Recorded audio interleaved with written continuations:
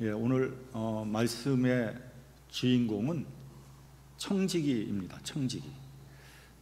청지기는 주인과 일꾼 사이에 끼어 있는 그런 사람을 말하는 거죠. 위로는 주인의 눈치를 봐야 되고 아래로는 일꾼들을 다스리고 관리해야 되는 그런 직책입니다. 어찌 보면 쉽지 않은 직책이죠. 주인의 이익을 최대한 보장하기 위해서는 아랫사람을 쥐어짜야 되는 거고요. 아랫사람의 사정을 보아주다가 보면은 주인의 이익을 줄여야 되는 거죠. 그런데 문제는 주인이 이 청지기에 목줄을 쥐고 있다는 거죠. 그래서 보통 청지기들은 주인의 눈치를 보지 아랫사람의 이익을 위해서 일하기는 어렵다. 이제 이렇게 우리가 보통 볼 수 있습니다. 사도 바울은 로마서 1장 1절에서 자신을 이렇게 표현하고 있습니다. 예수 그리스도의 종 바울은 사도로 부르심을 받아 하나님의 복음을 위하여 택정함을 입었으니 그리스도의 종이며 사도, 예수님에게는 종이지만 교인들에게는 사도인 거죠. 두 가지의 신분을 가지고 있는 거예요. 주의 종으로서 당연히 희생하고 봉사하고 헌신해야 되지만 한편으로는 사도의 권위를 지켜야 되는 거죠.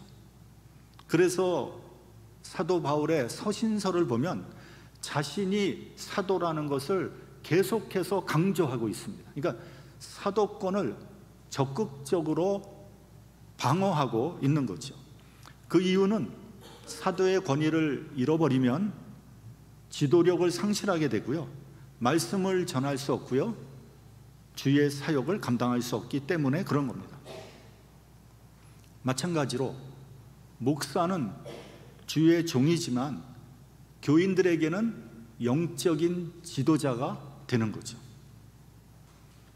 그렇기 때문에 하나님이 세운 목사를 종처럼 생각해서는 안 됩니다. 이제 왜 이런 얘기를 하냐 하면은 어떤 교회에서는 목사를 하나의 인플로이로 생각을 합니다. 우리가 목사님을 뽑고 우리가 월급을 주는 사람, 그래서 우리가 쓰는 사람이라고 생각을 한단 말이죠. 아주 잘못된 생각이에요. 그런 분위기가 교회에 퍼지는 순간 교회의 부흥과 발전은 멈추는 거예요. 그리고 교회가 영적인 교회가 되지 못하는 겁니다. 이렇게 생각을 해야 됩니다. 여러분이 내는 헌금은 하나님께 드리는 것이고 목사가 받는 사례는 하나님께서 주시는 것이다. 이렇게 생각을 하는 거예요. 하나님이 목사를 쓰시는 것이지 여러분이 목사를 고용해서 월급을 준다고 생각하면 안 되는 거예요. 왜냐하면 목사를 영적인 리더로 생각해야지만 목사의 설교가 하나님의 말씀으로 들리는 거예요. 그렇지 않고 우리가 목사를 고용했다 이렇게 생각하는 순간, 종이다, 일꾼이다 이렇게 생각하는 순간 목사의 설교가 하나님의 말씀으로 들리지 않는 거예요. 그래서 그 교회가 영적인 교회가 될 수 없는 거예요.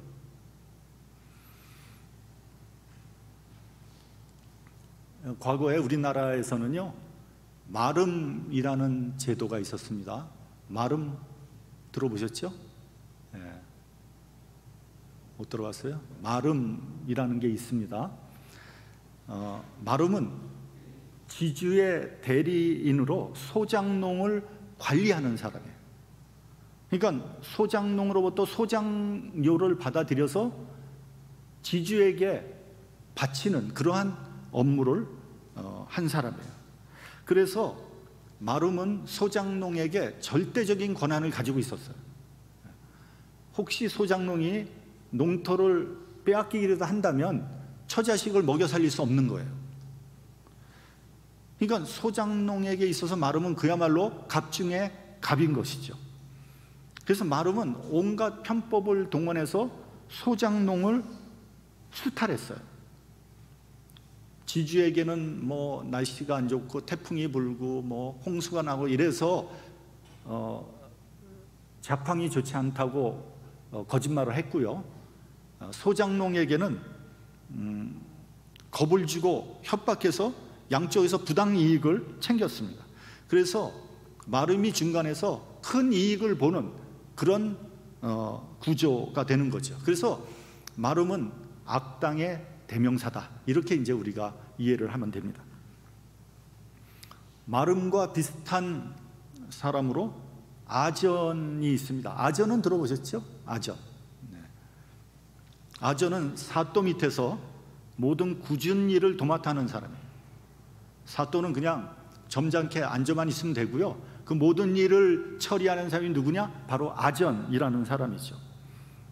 백성들에게 세금을 걷어들이고 죄인을 잡아들이고 또 뇌물을 먹고 온갖 토색질을 했어요.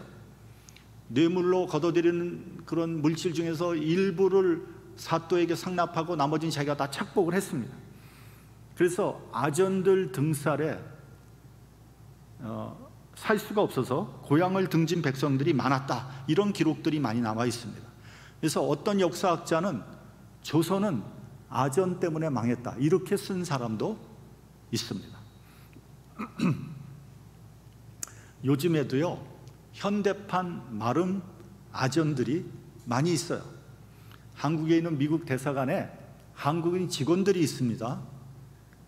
대사관에 있는 한국인 직원들이 미국 직원보다 더 까다롭게 군다고 합니다. 백인의 눈치를 보느라고 같은 동족에게 더 가혹하게 구는 거죠.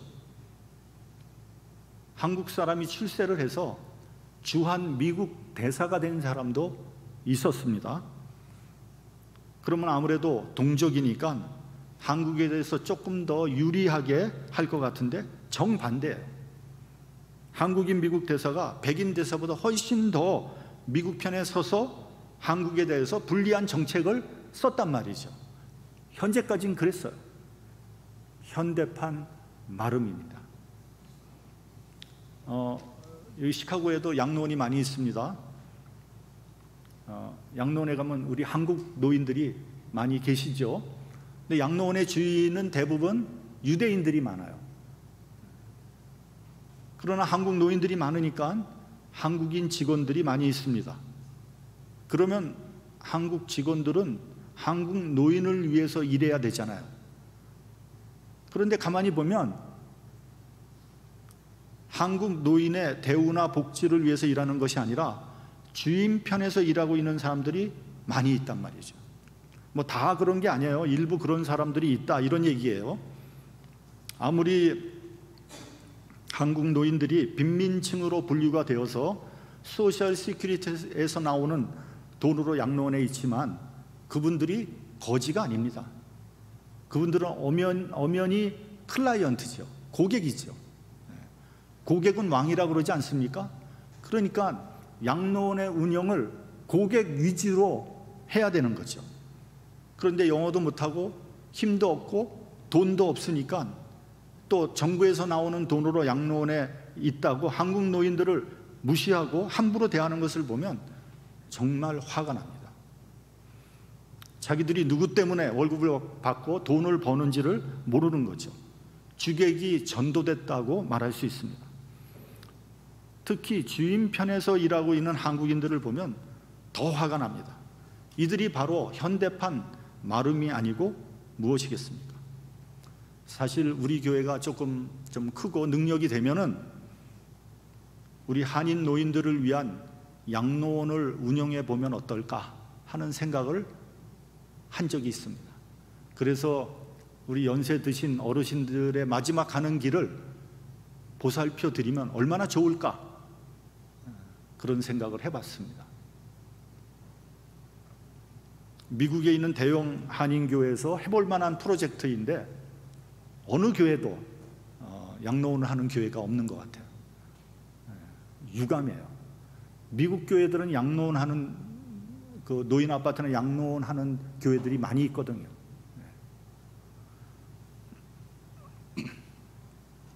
얼마 전에 한국에서 아주 큰 노사 붕괴가 일어났습니다. 대우 조선 해양 뭐 이런 회사에서 노사 붕괴가 일어났는데, 그 노사 붕괴를 제가 이렇게 가만히 보니까 어떤 붕괴냐 하면 원청 노동자가 하청 노동자를 막 함부로 대하고 착취하는 그런 노사 붕괴예요.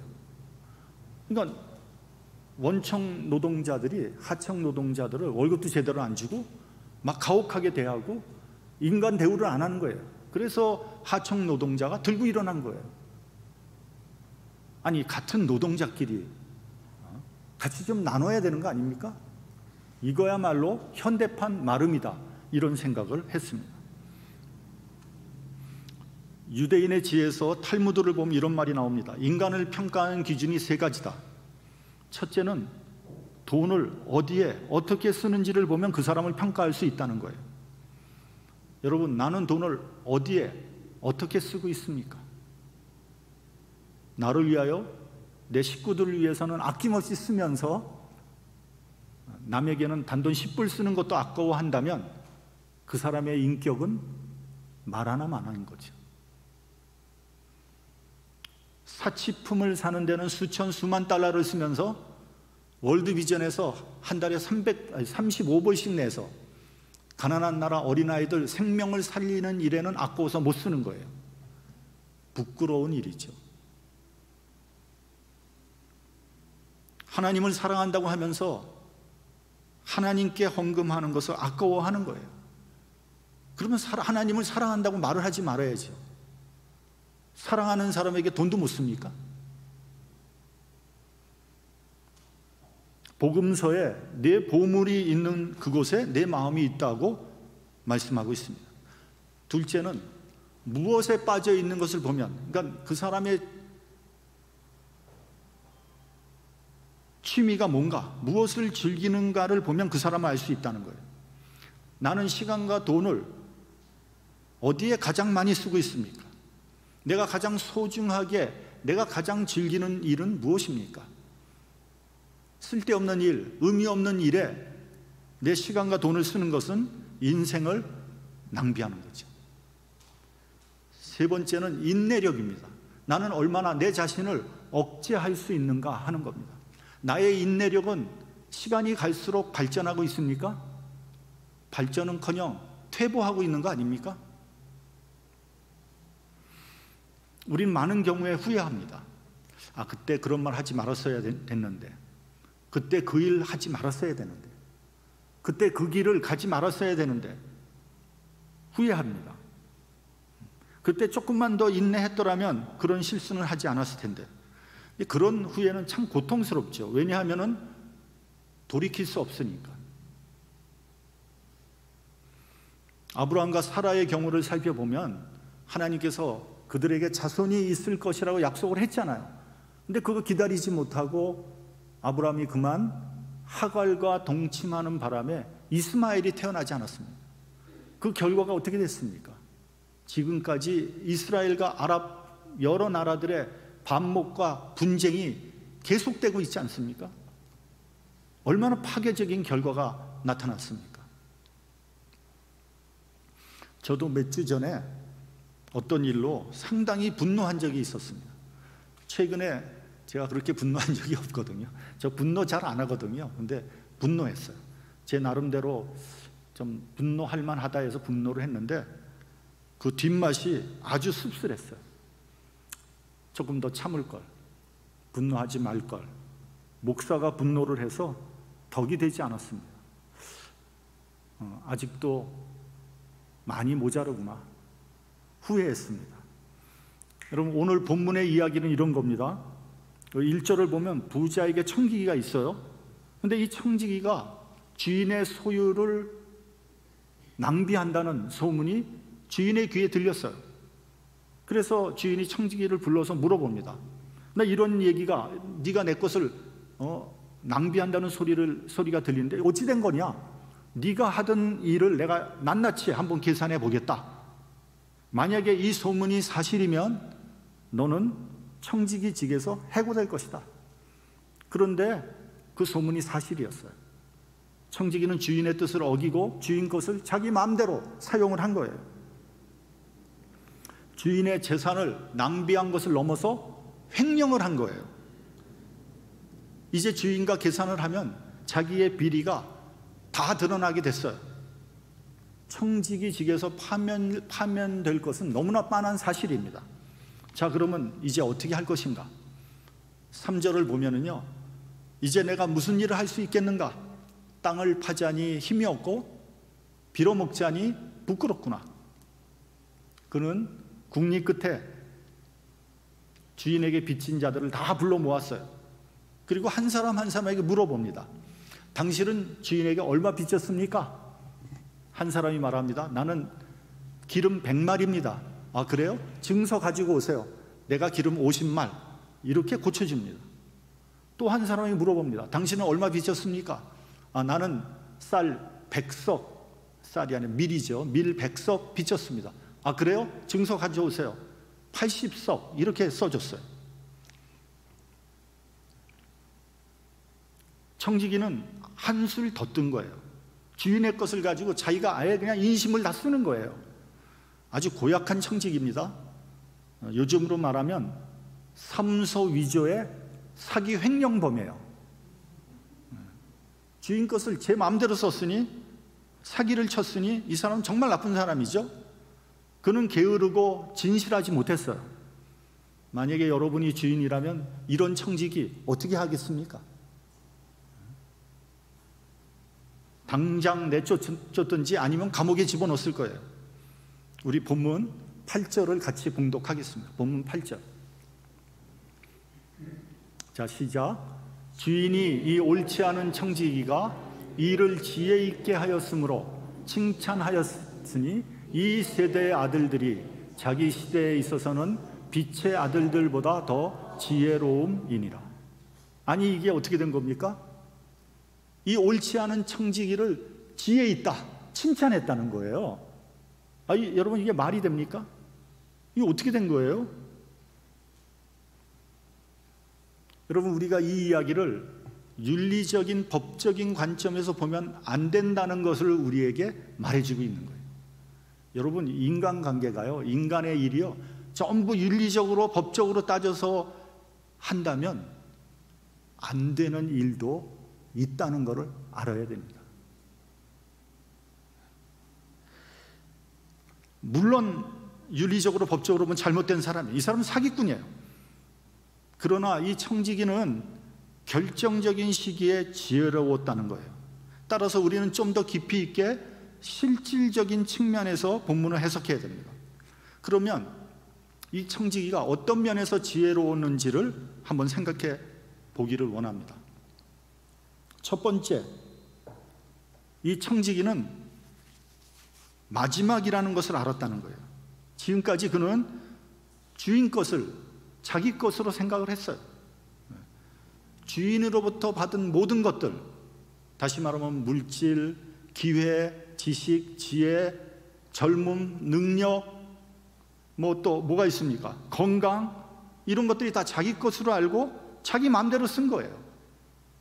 그런데 마지막 순간 그 모든 것들이 자기 것이 아니라는 것을 깨달았다는 거죠. 여태까지 그것들이 다 내 것으로 착각을 했는데 이제 깨달은 거예요. 아, 이거 내 것 아니고 주인 거로구나. 그리고 그것을 인정했다는 거예요. 이것이 청지기의 지혜라는 거예요. 여러분, 한번 생각해 보세요. 내가 갖고 있는 물질 내 것입니까? 물론 내가 벌었으니까 내 것 맞죠. 근데 그 물질이 어느 순간 내 것이 아니라는 것을 깨닫게 될 거예요. 누가복음 12장 13절 이하에 나오는 어리석은 부자의 비유를 한번 보십시오. 부자는 소출이 너무 많아서 쌓아둘 것이 없었어요. 부자는 말합니다. 내 곳간을 헐고 내가 새로 크게 질 거다. 거기에 모든 곡식과 물건을 쌓아놓을 것이다. 내 영혼아, 여러 해 쓸 물건을 많이 쌓아두었으니 이제 평안히 쉬고 먹고 마시고 즐기자. 그때 하나님께서 뭐라 그랬습니까? 어리석은 자여, 오늘 밤에 내 영혼을 도로 찾으리니 그러면 내 준비한 것이 도대체 누구의 것이 되겠느냐? 자기를 위하여 재물을 쌓아두고 하나님에 대하여 부요롭지 못한 자가 이와 같으니라. 여러분, 재물 내 것 같지만요, 어느 순간 내 것 아니라는 것을 알아야 합니다. 여러분, 시간은 어떻습니까? 내가 여태까지 살아온 내 시간 내 것 같지요? 여러분, 시간 내 것 맞습니까? 아니에요. 여러분, 세월이 쏜살같이 지나갑니다. 시간 잡을 수 없어요. 하다 보면 한 해 후딱 지나가 버립니다. 올해도 벌써 9월 중순이에요. 이제 올해 몇 달 남았어요? 10, 11, 12. 3달밖에 안 남았어요. 곧 겨울이 옵니다. 누가 그러더라고요. 현재라는 시간은 없다. 현재라고 생각하는 순간 그 시간은 이미 되돌아올 수 없는 과거가 돼버린 거예요.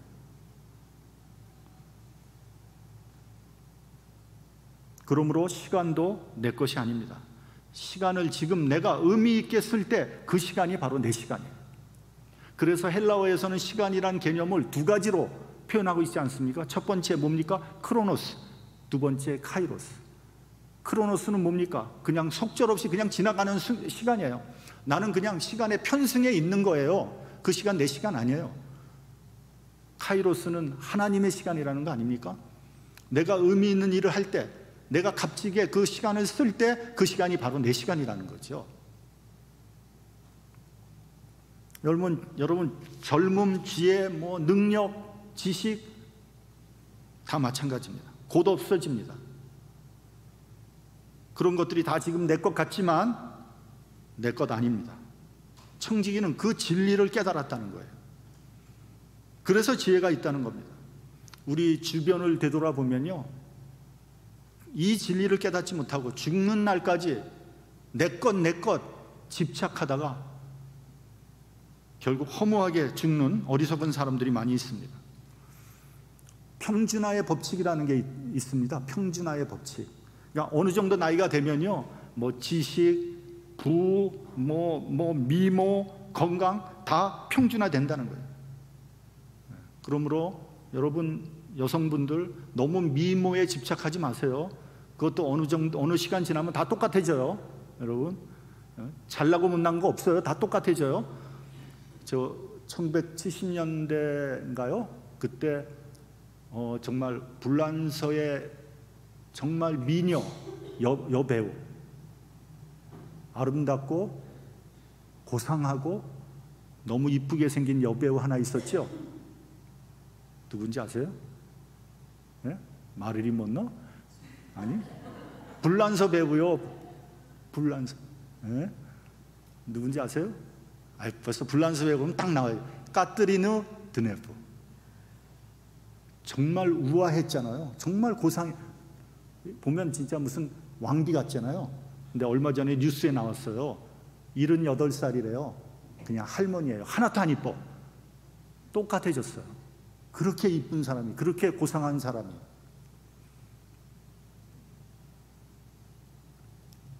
여러분, 지식도요, 70이 넘으면 다 비슷비슷해집니다. 박사학위 몇 개 받아도 소용없어요. 무식한 사람이나 공부 많이 한 사람이나 70 넘으면 다 똑같아요.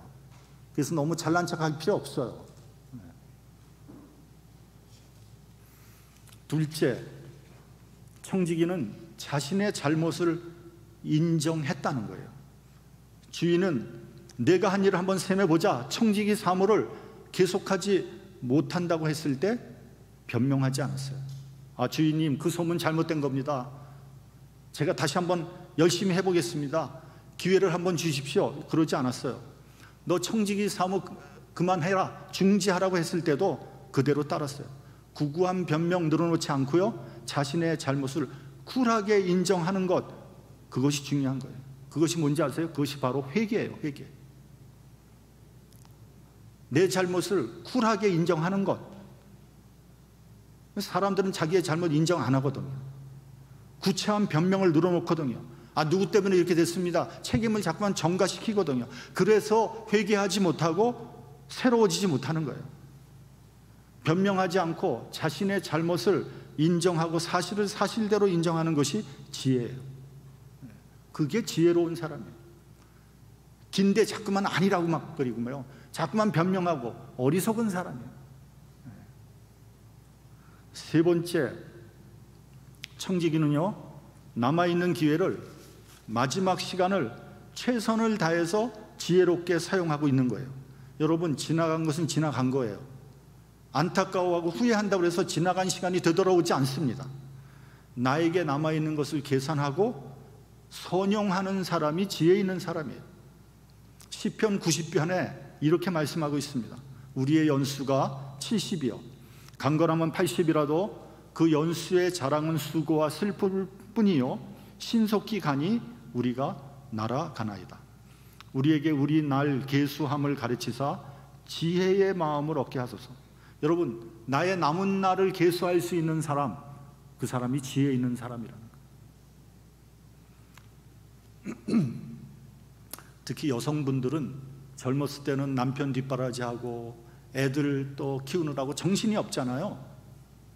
근데 이제 시간이 지나고 아이들은 자라서 엄마 곁을 떠나고 이제 경제적으로 어느 정도 여유가 있어지면은 그제서야 자기 자신을 되돌아보게 되는 거죠. 그러면 나를 위해서 한 것은 아무것도 없는 거예요. 그러면 후회하게 됩니다. 인생이 허무해집니다. 또 그때 대부분 언제냐? 갱년기예요, 갱년기. 그러면 나는 뭐냐? 내 인생은 어떻게 된 거냐? 내 인생 돌려줘. 방황하게 되고 우울증에 빠집니다. 그런데 여러분, 후회한다고 젊음이 되돌아오지 않습니다. 아직도 우리에게는 남은 시간이 있는 거예요. 이 남은 시간을 잘 사용하면 되는 거예요. 유행가 가사에도 그런 거 있잖아요. 내 나이가 어때서 사랑하기 딱 좋은 나이지? 뭐가 문제입니까? 누구에게나 기회는 있는 거예요. 그 기회를 잘 사용하면 되는 거예요. 아, 내가 이렇게 늙었는데 이제 뭘 할 수 있겠나? 아이, 그런 거, 아이고, 나 못해. 관도. 아닙니다, 여러분. 내 나이가 어때서 주의 사역하기 딱 좋은 나이지? 여러분, 우리 한번 다 같이 한번 해봅시다. 내 나이가 어때서? 아, 이거 뭐 시원치 않아. 다시 한번. 내 나이가 어때서? 주의 사역하기 딱 좋은 나이지? 요쪽은 한데 요쪽은 안 해. 요쪽은 잘 안 해요. 순 반항하는 사람들만. 여러분, 주의 사역 열심히 해야지 건강하고요, 오래 사는 거예요. 집에서 TV만 보고 있다고 건강해지지 않아요.